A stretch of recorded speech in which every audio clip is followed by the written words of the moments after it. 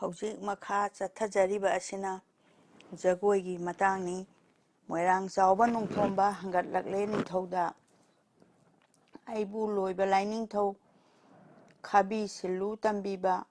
amai singkhong yetnabu paujenbana laikaba laigi mapau puduna haibirei bungo ningon makok oibine pakhang makok oibane masak matau phajaba aigi harauba sida Jagoi saw ningthijana Leipak mapuk taphange ningthau mara chilhange hairi haina chawbana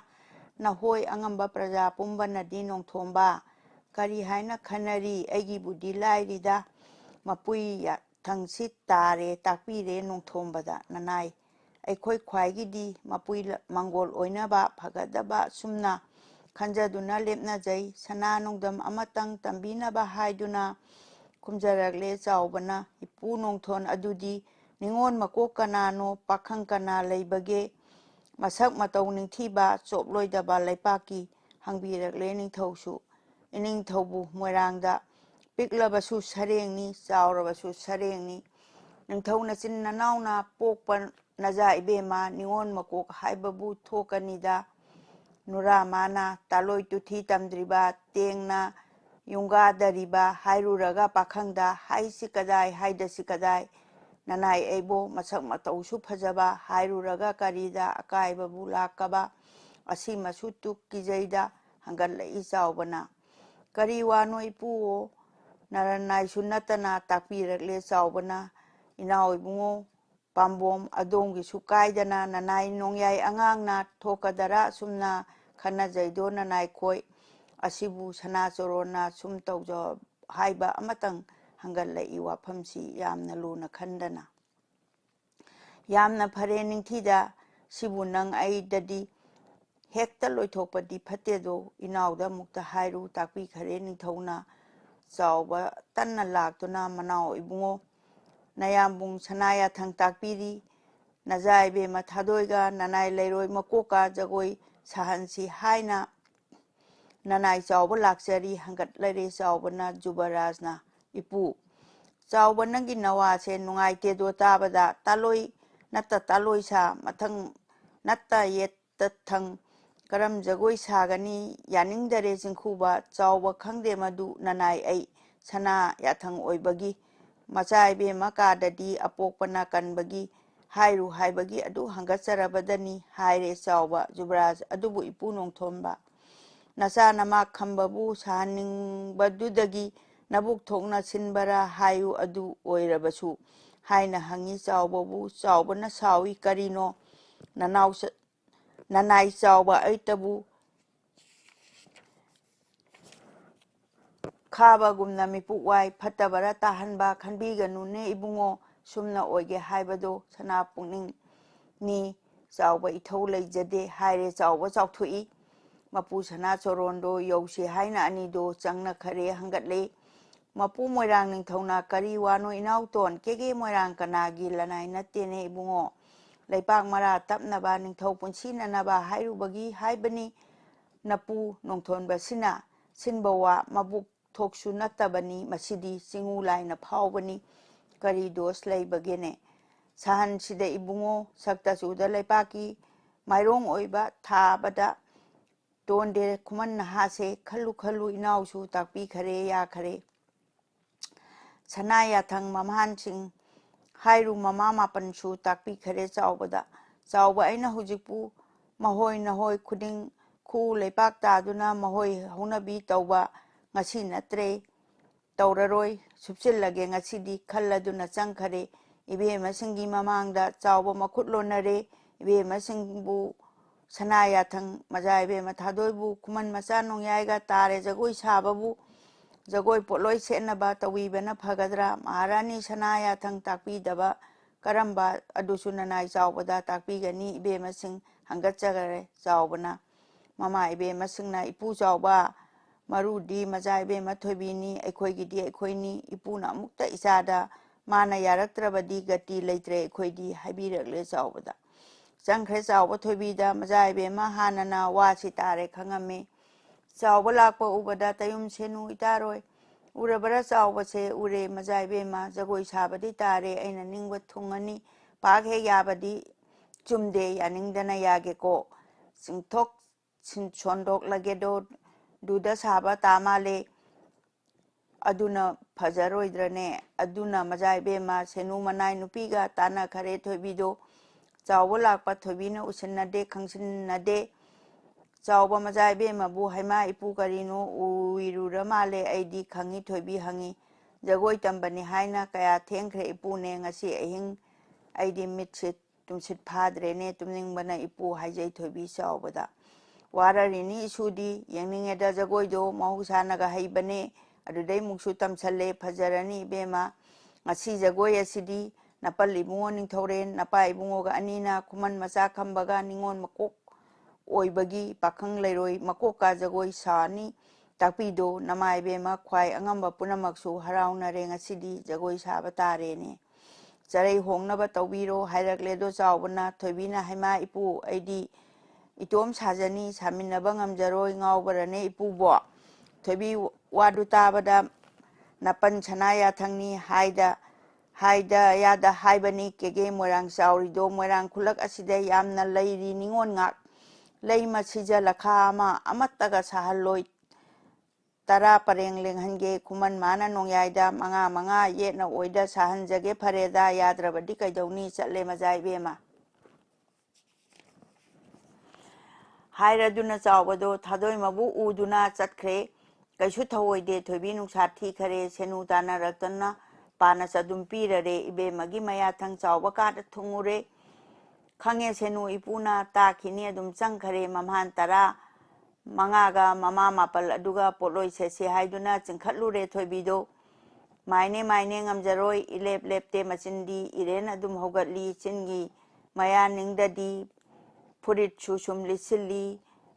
Koman Barai Bema Sare, Adum Makumi, Mine Edingam Jaroi, Adumadi Tabalite, Tadoi Mato Ubada, Mama Singdo Harawi, Nungsi Bagaloinana, Ibe Masingna Nonglai, Mama to Naibema to Isaya Draga Sumna Langnai Tobibu. Mai Haina Tobido, Poloi set Paloi Kare, Saubasange Tonglenda, Mamit Ani Ushali, Tonglendo Ude, Saubalak Patumin, Lerami, Mantri Bojon Taurami. Ngasi numit asida kuman macha nongyaiga maja ibe mathoibiga samin halu jagoi natrabadi kumai se thangjin wangbren na hoini ukai takani aina lai ukai takpa kum asidi thoi sal luko lai ani tainari itaw mantri kaidauri thonglen namit pangtho kaurure moirang chawba thonglen mamit pangthoi chawba kari haibage bojon thugaiba ibo Nangi Bojon, Naikoda, Majabe, Matobiga, Ima Kuman Kambaga, Jagoi Sabatarene, Zaway Mawata Bada, Lai Hai Ibo Konge, Kone Ahalanido, Adudagi Bojon, Adudi, Aina, Taurami Basu, Kanana Hudoktuna, Kadom Dagi Kujina, Tamutage, Madudum, Jagoi Sabasadaba, Hangi Tonglen Zawada, Lina Kare, Nido, Mabai Makuma Pane, Mayam, Asisangduna, Set Karene, Piman Pibu. Set Karene, Kuman Mapibu, Gula Masu Pajomni, Ninkam Samji, Urek Sek, Noining Koi, Pamdu, Lake Kam, Kadang Set, Loyamba, Ne, Quaklay Masu Nintiba, Kadang Set Ki Marina, Tabak, Lian Pamduda, Tarak Padan Nintiba, Yanglin, Laiga Tabana, Moy Dang Taret, Mayot Kum, Singlai Bakta Horaba, Pambom, Konan, Dogum, Namna Lingba Sabando, Kuman Mabu Yang Badamiti Kumai Oi Kare, Kubang Yaro Tan, Hakat Kare, Kubom Yai Tan, Pambom Tansu, Hakatle, Haptre, Kuji Anidi, Sawatonglin Anina, Loksingama Torale, Saray Set Paloi Bada, Madu, Miyeng Tabada, Kaino Mantri, Kujidi, Hangbira Lening Tona, Tonglena, Kujidi, Lejadare, Ningto Lao. Laujaro Haiduna Sanakuta Toliba Liren Tankai Kujido Pina Bire Mapuna Sawa Loge Tobada Tonglen Sawa Ngaiko Nang Lorunu Ai Loge Nang na Lorura Badi Awai Mandi Changani Tonglen Kuji Lojare Awai Mandi Kambadi Laira Raba Ining To Tonglen Wahi Aduda Ubi Kare Mapuna Ipu Tonglen Atoba Kangle Ipu Lobi Kro Pira Badina Sada Harau Pitole Laloi Tamba nokduna khuji adu porakle khuman khutta sibire mapui mana phangba purembagi mapari kona phangba atai dusu khuji mathang ahumni khuman mabu sibi khre thida thonglen hakti aigi khuji sitabu logadabagi manane khang aduna nungsina peli no ining thona chawba thonglen yengduna mapu mana nokpadu chawba thonglen ujare noi manai ani su yu unai ahumdo kuman magi mataubu atongbada leithonba sana gumbani thagumna ningthibadu ubada mapu sana pukningda yambu yamde amuka piningida ehakna ningthi jaida khambase kuman mabu uraga ngangkhaira ima puremba ani dubu thagatkhi mapu sana pukningda Khamba Thoibi ani do charai setpa loi khare mama mayam aduna chango jagoi sanaba haina thoibi do maine aidi ngamjaroi chindi lep khide mai khongdi dum thangi thadoi leimang yau khare khambai oirom thangbada Khamba Thoibi ani na lep khre thangjing chumangda kaila chingi chingdonda chiba durga ani na lengthok pagum ngan khare ngasi moirang laimangda moirang kana amata mifam hongba yanadre moirang nupa amata di yang haidare leiraroi moirang lepak asidi ngang bana mathanta taba hibangam dare mabuk sawi aduda sai lepi yengoido mamit tuna yadare yengdabadi yakhide huran yengai mit kapuk khatnare Khamba Thoibi ubada yet koiga lepado nongban phukpuk hogat khre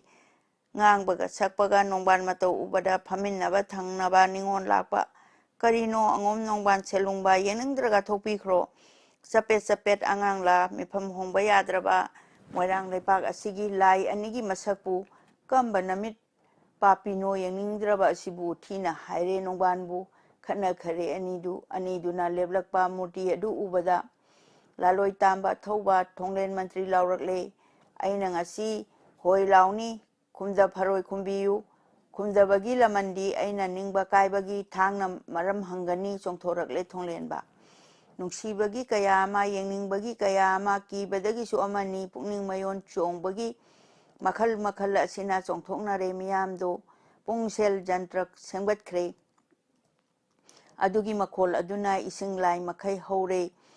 Khamba Thoibi jagoibu sagadaure yengusi haina fugatnarakle magi sadongda mana tongnare irei mana sarengda irik laimana ngatonda irei ren namung bina ngara kharo bida tong itol laima pengba tong leifon ngambi nganoi tong lai nupi makhai sumna magi sadong tong na khare lai nupa kangbuna ikauren ningthau namungba muklang thaktak tongkhatle leinung tharo ngambana khabak thakta lengkhatle mongsang ngamba laining thau ngatin jodo leifon ngamba ngati thakta tongle magi taloiga khambang lengphang narakle ngagi thogan kayano loina phugat narakle umang laina saroigi chahum humpu humdoini lai nura tareni laibang thona mapani thangjing saroi humphuna mathoi layam pumtin di tinba loire ising lai ama phawba chithadre loktak isa mapanchu ithak loina haukhare nga mayam haunarakle sareng nongthomba yaure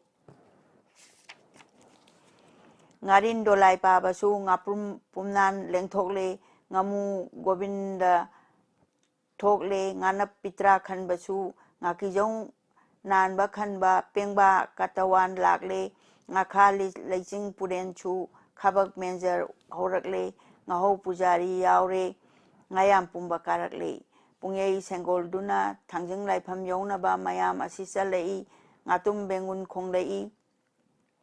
mayam khanai chindada machin phaba yengduna sareng khoibi mahangna moibung khongi ngasidi phiran pairet khajingna nin khongduna phaurakle uchek mayam horakle wainu singa Rajandi kadanaba loksing lokoi ningthoren wainu tengon puduna kakhatlakle nongyai thongbu hanbadi nauthem sekla koloi loktak thum thambicha uthum koba yaurakle urin sangu tin khare sendang tengon pharakle nganu khara sikpakpi lam kang urok ura usai uting utitchu yanau kang kruk pumbase usek mayam phaurakle usaina isai halle urinna khambangle sendangna paina lep khare kangu kanga sangu na joy dhani tawrakle uthumna pung maru oi kangkrakna manau oire mayam adu lakpada tawrak urel leirami ngamu mabu hanglai umuna mabu hanglai uren nangdi chatloidra aidi chatpa yadare nombi naba leitare nupi wangon sangsangi tawrak urel leihore usek mayam karai moirang khulak yobada uren konthau imungda matai manau khatnare uren konthau amomna koiba koyu laba duna sauduna amom juda sairei puraga thok poklaga pola pok thokna thina saire amom ju taibang misu usek su magi taloina ya ami ngamnaba ngakni uren konthau sekla di nipaluna tawna jai ngangni ngai di khara ngangjai nupa seba phajabi uren konthau amomna lengu chapiru lepak lae haiduna charai phijon puthokle uren konthau labado phingo phurit ngai phurit phiga tha khare wasa kotu amuba mathaktuda namduna lagle jagoi yengbabu usek makhai su khare khori nongthon nganglo yausu chenglei ngangkha kaithen su khoyon oxin aun kaithen moirang kaithen mapan pumtak takna kai khare magi mapoto loina hundokna ramle hayon layon phiyon pham ama phawbal dei hodre moirang kaithen sang makhai changladuna sahore chaba makhai charaga chanyam du sukarakle hamba hambi khongduna thangjing laikon tamlakle kauren jasu surakle kaithen mapan hagat khre wadak kaba waton lom udakaba uton lom leiga nonga chu khare muktrubi masa khapagum usa ama hangnadre moirang chayam popido masa mayam porakle khara change haiduna masa mayam aduga angang singdo lisingre mohoi mangdu tha khare uyung lawai torodo chatningbadi khrokhokot masamduna khoibana magi mangon aduda kapi o khongduna lekai pakhang amana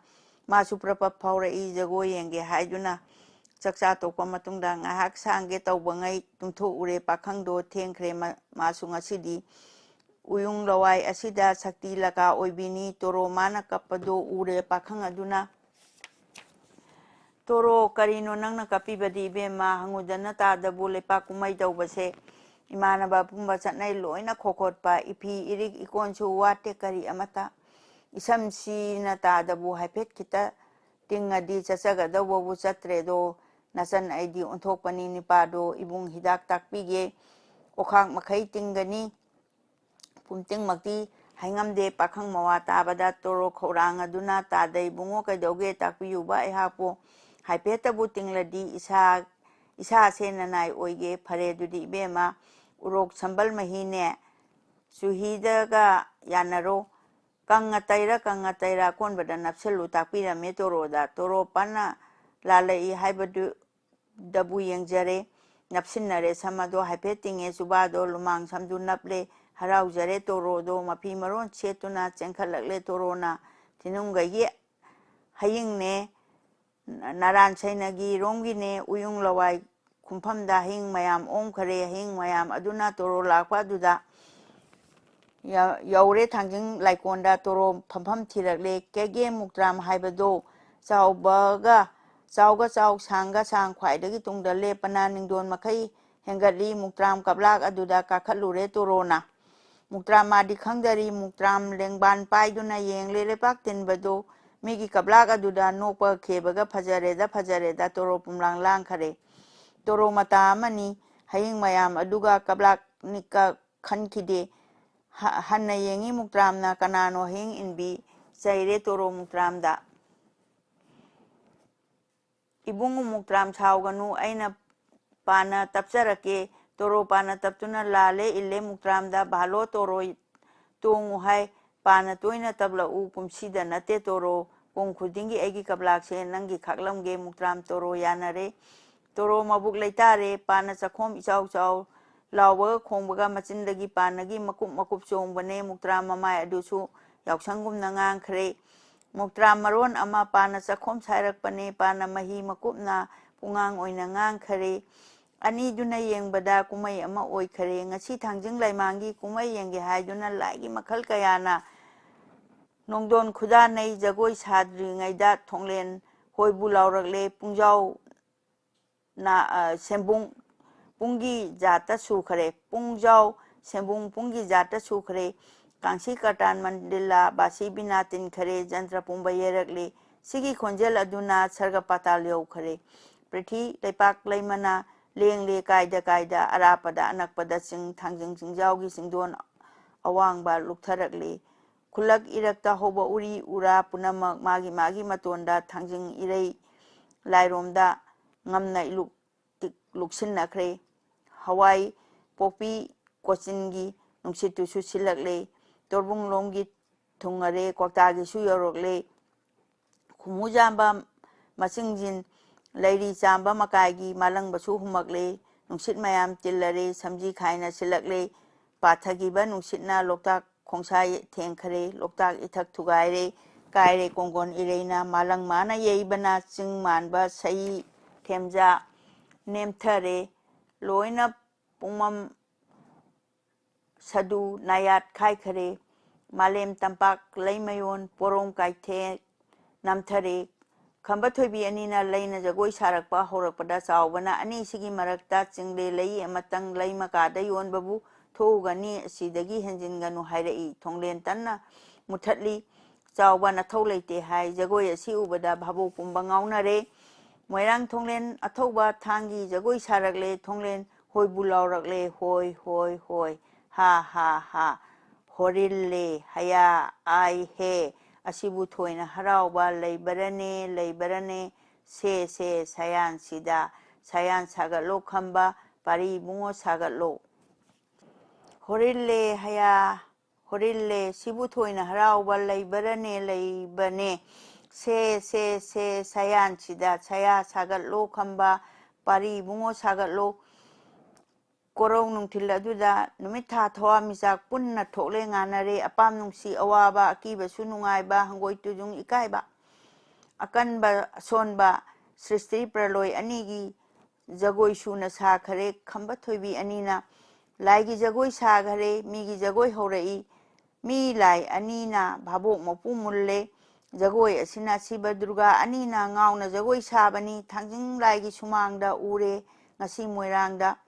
Moirang Tonglen Ngau Khare Tangi Jagoi Sarakle Tonglen Magi Mamita Kaure Ningthong Machado Masai Mamo Oinaba Ure Tangjing Sumangda Jagoi Tanja Aduda Hoi Lauba Tokthok Khare Isaga Imauga da Haina Tonglen Laurakle Laima Ningtho Urakte Khami Chauba Changduna Haina Hona De Ne Itau Tonglen Taude Thawoide Haida Haijaluraga Taure Thangna Yalage Tonglen Mato Ubada Mapu Moirang Ningthona Kha Muranu Nongthomba Tonglen Maning Tauhallo Haidok Pire Chaubada Launing Bagi Lauduna Ngangning Bana Ngangduna Sagalakle Jagoido Tonglen Mabuki Bana Masai Jagoi Sabada Yaude Ni Haibagi Anan Hausu Sarakle Alamba Tungda Recho Timpara Tongle So Se Thang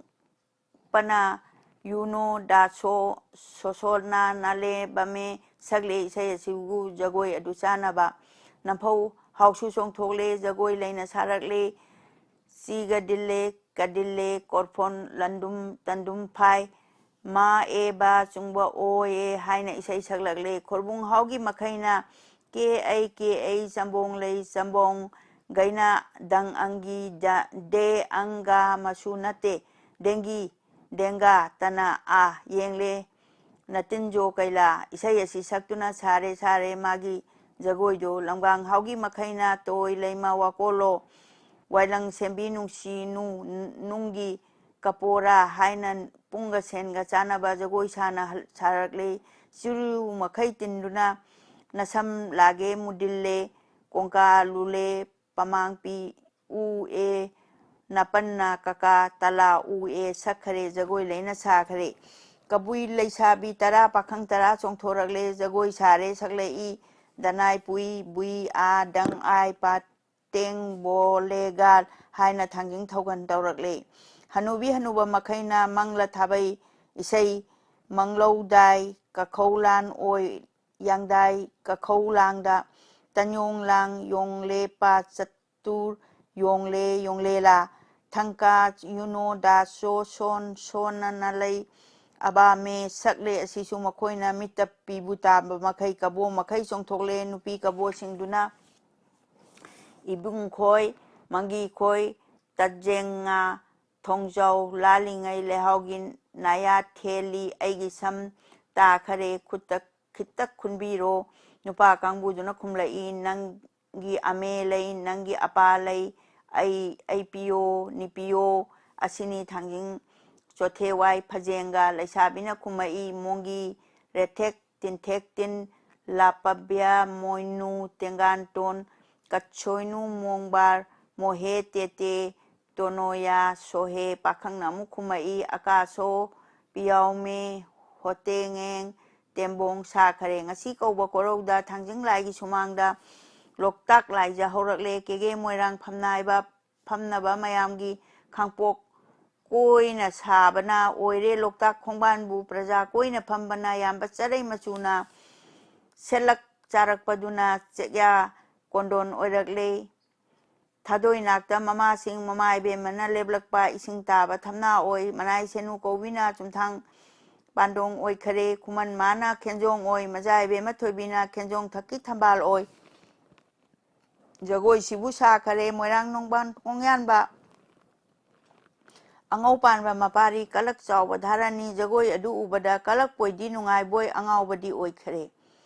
ikaw kawi hek mami magi phampham aduda jagoi sare mathanta hogatli phammi nongban mangha oi khare nongban do gyan manglakle khamba thoibi ani do jagoi saba ya khidre thoibi kundor nain khadang chet leiton duga khamban ningkham matonga inaphi phijinga jagoi laina sabada yasinare anigi maibi maiba changduna thoke tawangam dare kisi kirame khutna ki badawna moirang ningthau hogatpada maibana thangjing laisang manungda ani adu pusille fijon adu hongdokle anauba amu hongkhare matik chaba patrada kisinba fijon do thamme lagi mamangda amu jagoi sa khare hongdoktuna thamba kisi adu thoklei yenge maiba maibina hangat khare ningthauda thoibi khamba ani do khangna khare leipakna laina pokpa masara nura pakhang leipulla leipak jagoi sa khare singkhuba su ningthausu phamjau humphuma thoi su loina jagoi sa khare korou matang oirakle jagoi adu loi khare amaibina sana konjan yaichille iyong sangding kak khare phiroibu tan khare loijare matang asida jagoi